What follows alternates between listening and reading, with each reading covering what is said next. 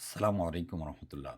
King Abdul Aziz আন্তর্জাতিক বিমানবন্দর, এটি সৌদি আরবের জেদ্দায় লোহিত সাগরের পাড়ে অবস্থিত। এই এয়ারপোর্টটি 1974 সালে কাজ শুরু করে 1981 সালে উদ্বোধন করা হয়। পর্যায়ক্রমে এর পরিধি বৃদ্ধি করা হয়েছে। এয়ারপোর্ট সাপ্লায়ার্স .com-এর তথ্যমতে এটি প্রায় 105 বর্গ কিলোমিটার বা 40 বর্গমাইল এলাকা জুড়ে বিস্তৃত। কিং আব্দুল আজিজ আন্তর্জাতিক বিমানবন্দর সৌদি আরবের তৃতীয় বৃহত্তম বিমানবন্দর, যা মধ্যপ্রাচ্যের ব্যস্ততম বিমানবন্দরের একটি। বিমানবন্দরটি জেদ্দা শহর থেকে 19 কিলোমিটার উত্তরে এবং মক্কা শহর থেকে প্রায় 100 কিলোমিটার দূরে অবস্থিত।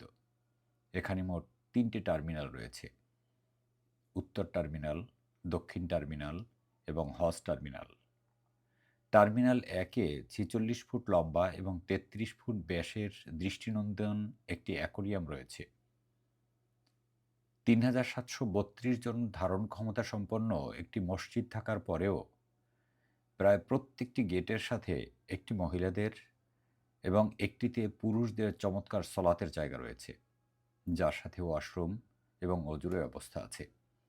বিমানবন্দরের অভ্যন্তরে যাত্রীদের সুবিধার্থে একটি ট্রেনের ব্যবস্থা রয়েছে, যেটি প্রায় ১ কিলোমিটার লম্বা লাইনে চলে থাকে।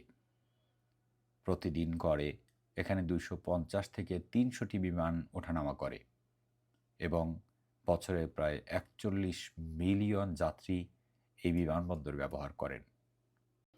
এই এয়ারপোর্টে আলাদা করে একটি হজ টার্মিনাল রয়েছে। ১৯৮১ সালে এর উদ্বোধন করা হয়। এটি তাঁবুর মতো বিশেষ কাঠামোতে নির্মিত, যা সূর্যের তাপ থেকে সুরক্ষা দেয়। এর স্থাপত্যশৈলী অনন্য এবং কার্যকর।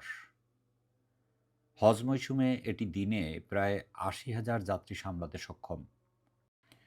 মহান আল্লাহ তাআলা রব্বুল আলামিন এই এয়ারপোর্টের মাধ্যমে মক্কায় মসজিদুল হারামে আমাদের তাওয়াফ করার তৌফিক দান করুন, আমিন।